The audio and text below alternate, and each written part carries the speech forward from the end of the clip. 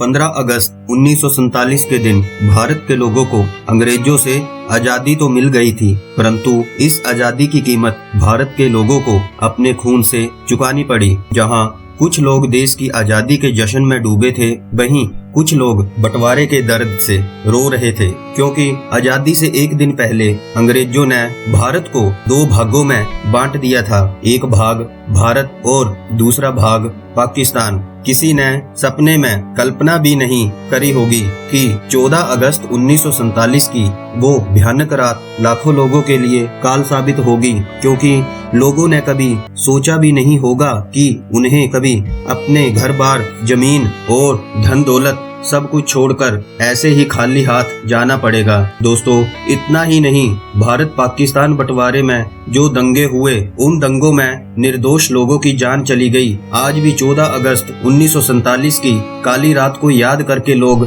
सहम जाते हैं। नमस्कार दोस्तों, मेरा नाम नीरज। आज हम इतिहास के काले पन्नों में दर्ज भारत और पाकिस्तान के बंटवारे के बारे में बताएंगे, जो शायद ही आपने पहले कभी सुना होगा, तो वीडियो को लास्ट तक देखें। दोस्तों, बंटवारे के इस दर्द को समझने और महसूस करने के लिए हमें उसी साल 14 अगस्त 1947 में जाना होगा, जब ये वाकया हुआ था, और देखते हैं कि अंग्रेजों ने भारत और पाकिस्तान के बीच बंटवारे की लाइन को कैसे खींचा था। दोस्तों, कागजों में किसी भी देश का बंटवारा करना कोई बड़ी बात नहीं है, परंतु जमीनी स्तर पर चीजों को बांटने और बॉर्डर लाइन खींचने की बात आती है तो यह बहुत ही मुश्किल है, और कुछ ऐसी ही मुश्किलें बंटवारे के वक्त आई थी।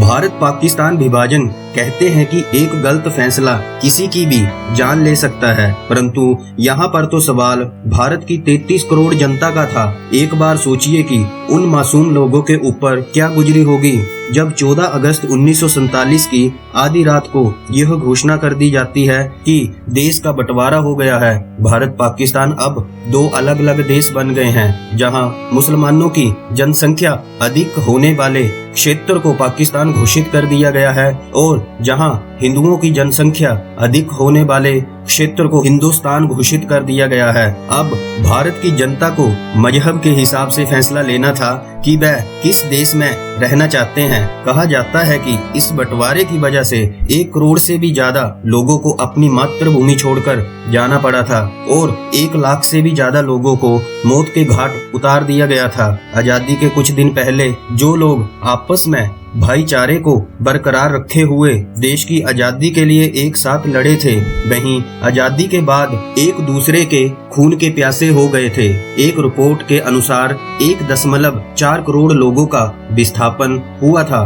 विभाजन के समय 72,26,000 मुसलमान भारत छोड़कर पाकिस्तान चले गए थे, जबकि 72,49,000 हिंदू और सिख पाकिस्तान छोड़कर भारत लौट आए। भारत बंटवारे की वजह से कई शहरों में दंगे भी भड़के थे।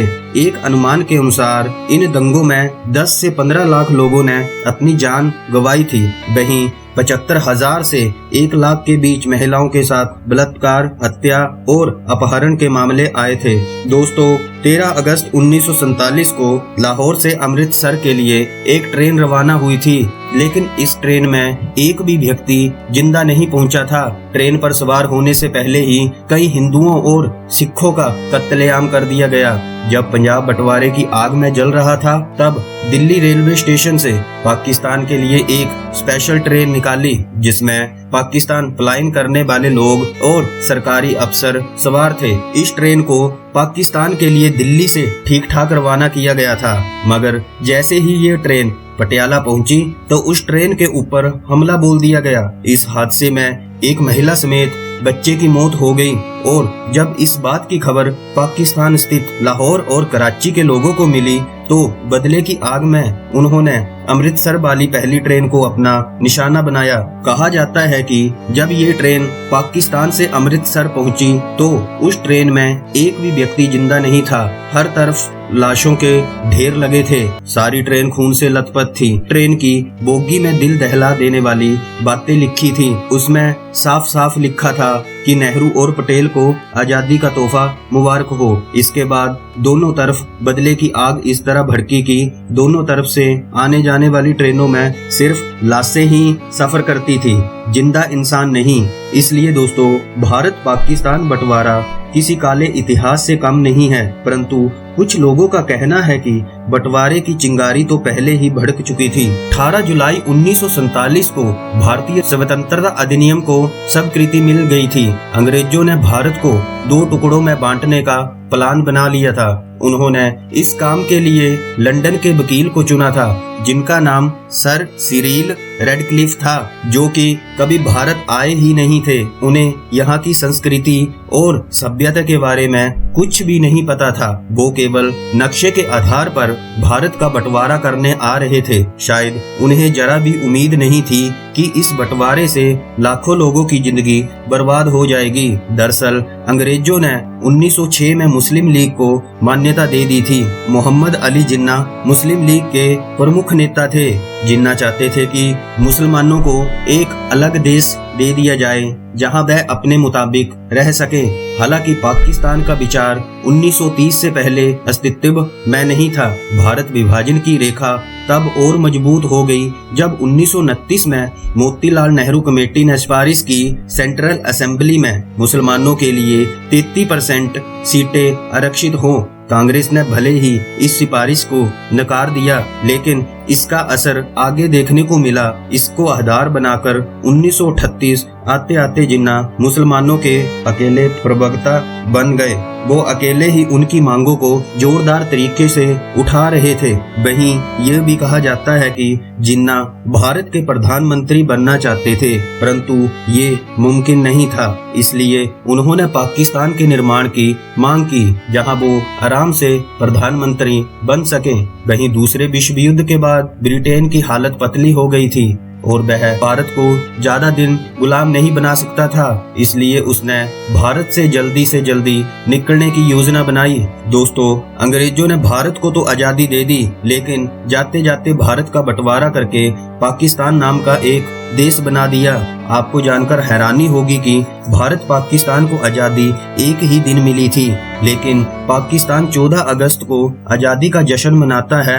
वहीं भारत में 15 अगस्त को स्वतंत्रता दिवस मनाया जाता है। भले ही विभाजन का फैसला अनन फनन में लिया गया, लेकिन यह काम इतना भी आसान नहीं था। इस काम को करने के लिए 2 अनुभवी लोगों को चुना गया था, जिसमें HNM पटेल और चौधरी मोहम्मद अली शामिल थे। इन दोनों लोगों की विभाजन में अहम भूमिका रही थी। ये लोग अलग अलग क्षेत्र की रिपोर्ट बनाकर भेजते थे और इन्हीं रिपोर्टों के आधार पर बंटवारे की सिफारिश तैयार की जाती थी। इस समय लॉर्ड माउंटबेटन इस मामले के प्रमुख थे। शायद आपको मालूम नहीं होगा कि भारत और पाकिस्तान बंटवारे में लोग, जमीन, लोगों की भावनाओं के साथ साथ सामान का भी बंटवारा किया गया था। इस दौरान ऑफिसों की कॉपी, किताब, मेज, कुर्सी से लेकर टाइपराइटर और पेंसिल तक का बंटवारा हुआ था। कहा जाता है उस वक्त कोई डिक्शनरी थी जिसका काफी विवाद हुआ था, तो इस किताब के 2 हिस्से किए गए। एक हिस्सा भारत को, एक हिस्सा पाकिस्तान को दे दिया गया। इसके साथ ही पगड़ी, बल्लभ, पेन, लाठी, बांसुरी, मेज, कुर्सी, राइफल जैसी छोटी छोटी चीजों का बंटवारा भी हुआ था। परंतु शराब एक ऐसी चीज थी जिसके बंटवारे पर कोई विवाद नहीं हुआ, क्योंकि पाकिस्तान इस्लामिक मुल्क होने के कारण शराब की मांग नहीं की और शराब का सारा कारोबार भारत के हिस्से आया। अगर पैसे की बात की जाए तो भारत ने पाकिस्तान को 75 करोड़ रुपए देने का वादा किया था। ऐसे में जब भारत आजाद हो रहा था तो भारत ने 20 करोड़ रुपए तो उसी वक्त दे दिए थे, परंतु दूसरी किस्त जरूरत के हिसाब से देने की बात हुई थी। लेकिन उसी समय पाकिस्तान ने भारत पर हमला कर दिया, लेकिन उसके बाद भारत ने पाकिस्तान को देने वाली शेष राशि पर रोक लगा दी। परंतु महात्मा गांधी भारत सरकार के निर्णय से संतुष्ट नहीं थे। उन्होंने सरकार को तुरंत आदेश दिया कि पाकिस्तान की शेष राशि दे दी जाए। यहाँ तक कि गांधी जी ने शेष राशि दिलवाने के लिए अनशन शुरू कर दिया था। जानकारों की माने तो समझौते की शर्तों के मुताबिक बैंकों में मौजूद धन कर 82.5% हिंदुस्तान को और 17.5% पाकिस्तान को मिला। वहीं चल संपत्ति का 80% भारत को और 20% पाकिस्तान को मिला। खैर, इस तरह बंटवारे ने एक हंसते खेलते देश के लोगों में नफरत के बीज ऐसे बोए जो आज भी कायम हैं।